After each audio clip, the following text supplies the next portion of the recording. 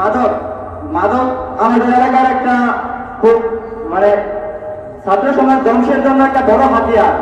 এলাকায় অনেক মাদক ব্যবসায়ী আছে যারা ওপেনের বাজারে আশেপাশে মাদক বিক্রি করে। এগুলো আসলে আমরা চাই এগুলো না হোক।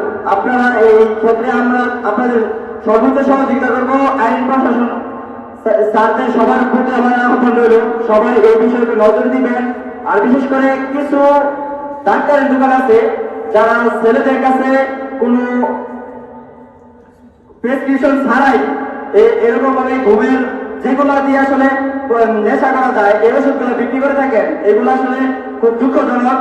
আমরা মাদকের সাথে নাই, যারা আছে আমরা তাদেরকে ফিরিয়ে আনতে চাই। সুতরাং আপনারা সবাই এই বিষয়ে সচেতন হবেন, এলাকাবাসী সহ এলাকার সবাই এই বিষয়ে একটু নজর রাখবেন, সে আহ্বান রাখছি। আর আমাদের আরেকটা বিষয় একটু সমস্যা হয়েছে, হচ্ছে আমাদের পাশের গ্রাম হাতিমের সরকারি প্রাথমিক বিদ্যালয় মাঠ, যে জায়গায় আমরা ছোট থেকে খেলাধুলা করে বড় হয়েছি। দু একদিন আগে গিয়েছি, আমরা 2 দিন আগে হাতিমের থেকে ফোন দিয়েছি, গিয়ে দেখি মাঠের মাঝখান দিয়ে দেয়াল তুলতেছি।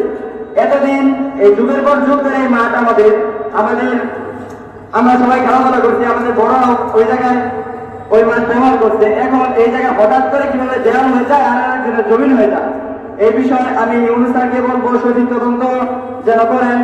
আমার বক্তব্য যদি কোনো ভুল হয়ে থাকে আমাকে ক্ষমা করবেন। আমরা আসলে অনেক ছোট মানুষ, তারপরেও এলাকায় যতটুকু সম্ভব কাজ করার চেষ্টা করছি।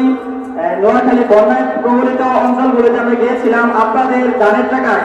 আলহামদুলিল্লাহ আপনারা আমাদেরকে অনেক দিয়েছেন, প্রায় 3 লক্ষ টাকা, 3 লক্ষ টাকার উপরে টাকা নিয়ে আমরা নোয়াখালীতে গিয়েছিলাম। 550-এর উপরে ফ্যামিলির কাছে আমরা আপনাদের দানের টাকা পৌঁছে দিয়েছি। এই জন্য আপনারা যারা দিয়েছেন আমাদেরকে সবার প্রতি কৃতজ্ঞতা জানাই। আল্লাহ আপনাদের সবার দান কবুল করুন। আপনারা সবাই আমাদের জন্য দোয়া করবেন, আমরা যেন সঠিক মানুষ হয়ে সঠিক পথে চলতে পারি, এই সমাজকে গড়তে পারি। আপনাদের সকলের দোয়া চাই। এই বলে আমি আমার বক্তব্য শেষ করছি। আসসালামু আলাইকুম।